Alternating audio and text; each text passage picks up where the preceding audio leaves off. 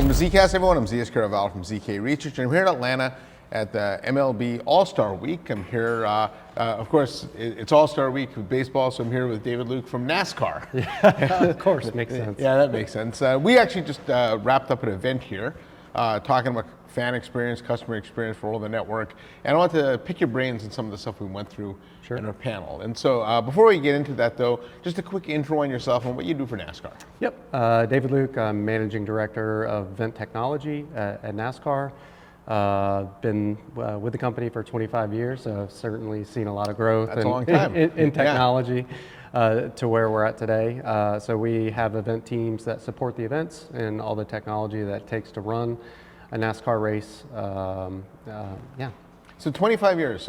So just start with that. Talk about how different the environment must be today compared to when you first started, like from a tech perspective. Yeah. Did you even have tech? It was phone lines. Yeah. Back in the day, that was the big technology, and making sure that phones and dial tone and basic internet, but there wasn't the data demands that we have today. And what's the environment like today? How many tracks and how many fans, things like that, do you run through? Yeah, we own and operate 12 facilities, and we run events all the way from NASCAR Cup events to our sports car series, IMSA, as well as wine festivals and rock concerts and festivals as well. So it's all of our venues are definitely multifunctional, multi-use. And what are the, when you think of a NASCAR event, I just think of massive stadiums with big crowds, right? And so what's the typical audience like for you? Like how many people, type of demographics? Yeah, they're massive stadiums, and I think you actually have to go to one of our tracks to actually really appreciate the scale. Is that an invite? Yeah, 100%. Yeah, anytime. Yeah. But you really have to see it to appreciate it. And not only is it a big venue, but everything's outdoors, right? And when we have anywhere from 20 to 120,000 fans that are showing up on, say, the Daytona 500, it's a lot of logistics, and at the end of the day, the technology has got to be there and the foundation's got to be there and solid to be able to support the influx. Yeah, and typically when you think of your fans, are they, when you go to other sporting events, like last night we were at the Home Run Derby and I was noticing people are on their, phones checking in, other events, things like that. Is that typical for you as well, that the mobile phone now is really an important part of the experience? Yeah, it's like it's like part of everybody now. Everybody has a device, sometimes more than one device, when they're showing up at our venues. And the first thing when they go through our gates, even before they get into the gates, is I need to get my ticket, right? Yeah. And I need to have good, whether it's Wi-Fi connectivity or whether it's cellular connectivity. They have got to make sure that they get the ticket so they can go to the venue. And really, our Tracks app that we developed helps people navigate our large and massive venues as well. And I know in 2023, I believe it was at Daytona, it was the first outdoor Wi-Fi 6 deployment. Yes. Which one of the largest. Yeah. Well, it still might be one of the largest, right? And so, how'd that go? And what have you learned since then? And how's the Wi-Fi progressed since then? Yeah. So it went well. We had partners that really helped with the design, the implementation of it. But at the end of the day, after year one, the keys were handed over to us and our support team to make sure that we make sure the environment is ready for the 120,000 race fans that are going to show up and utilize that from both grandstand as well as the infield for that. I think we took not only the Daytona lessons learned, but we also had to deploy that at 8 additional facilities outside of Daytona. So it wasn't just Daytona, it was a lot more of our venues as well. Yeah, and that's, when you talk about high density Wi-Fi, it's about as high density, especially once you get in the infield. That is a lot of people in there. And one of the unique things about you compared to other stadiums, we had the the Braves, the Cubs, the Red Sox, those type of teams here, and they've got big facilities, but it's a single facility. Yeah. Right, and so you're trying to manage this network infrastructure cross facility. What's that like, and then try to maintain consistency from facility to facility? Because I'm assuming if you're a fan of one and you go to another, you're going to expect the same kind of experience, right? Yeah. That's the idea. Is that when you go to Daytona, you need to have that same connectivity experience as when you go to Talladega or Darlington or our championship weekend out in Phoenix as well. So, and there's if you go on the web, you can see how big Daytona is, and you can fit every major Florida stadium within the perimeter of our racetrack. So that just the sheer scale, we have to adapt from Daytona, which is massive. Talladega is even a little bit bigger, honestly, with the footprint. And then you go to a smaller track like Martinsville, which is much, much smaller, but still that same experience has to go from at a large track or a large venue all the way down to one of our smaller venues as well. And I've always said one of the interesting things about Extreme is when I look at their footprint within sports and entertainment, they've got Wrigley and Fenway and LA Memorial, and a lot of these are kind of older stadiums that weren't designed for Wi-Fi.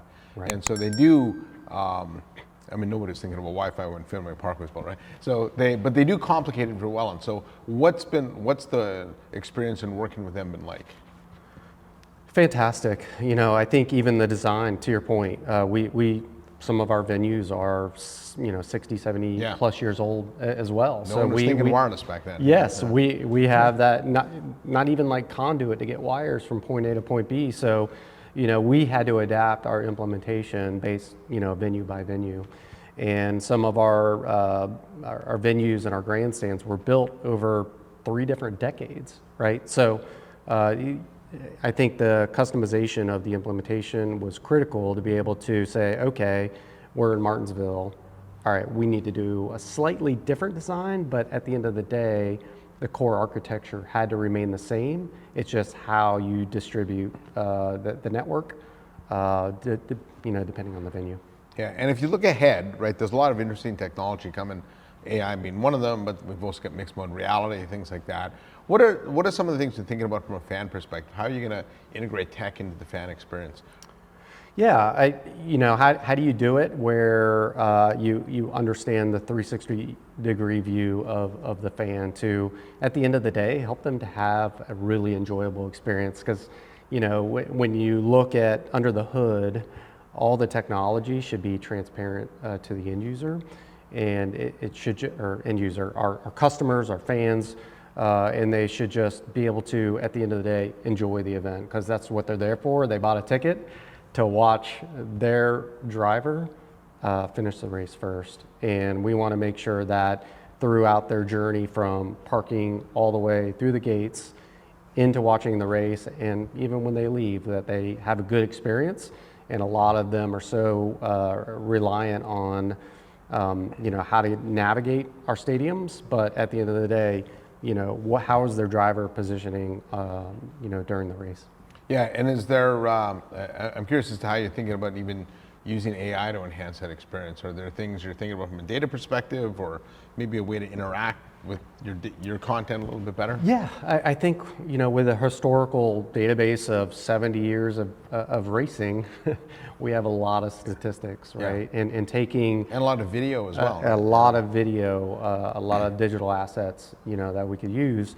Is how do we, even from a broadcast standpoint, let's take all that historical data and really bring that up, from the broadcast to be able to not only help entertain the fans at venue and over, the local event, but also how do we get that to everybody's, favorite streaming platform or, over the air or broadcast, be able to get those additional elements or points of interest to the fan to really help engage that. And I think AI is very critical to be able to dilute 70 years of data into something that's really relevant for you and for me. Well, even I would imagine when a race is over, being able to put a highlight package together You know, 100%. if you follow a team, and I'm curious, do you work with the individual race teams as well to help them understand how they can engage with their particular fans better?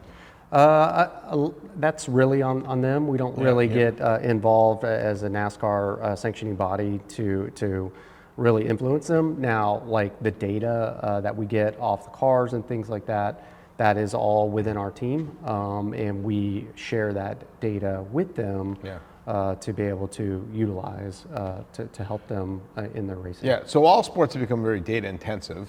And we were talking about this while we were prepping for this. Talk about the amount of telemetry you get off a single race car and what that's like now, and what you do with that data. Yeah, it's fascinating. The data points that we get, over 100 data points per car times 42 per second. Per second, right? yeah. So you start multiplying that out, and the amount of data that has to go from a car that's doing 200 miles an hour to get back to, say our TV compound out to a distribution for consumption, like the latency has to be so low to be able to make that relevant, not only for the fans watching, but also for like our gambling partners as well, right? Some of those things now that we have that ability to bet on a race, those SLAs have to be met, and it's all reliant on high speed connectivity and low latency. Yeah, and give me an example of the type of data you're collecting off the of those 100 data points. What are some of the more interesting ones that maybe people aren't even aware you collected?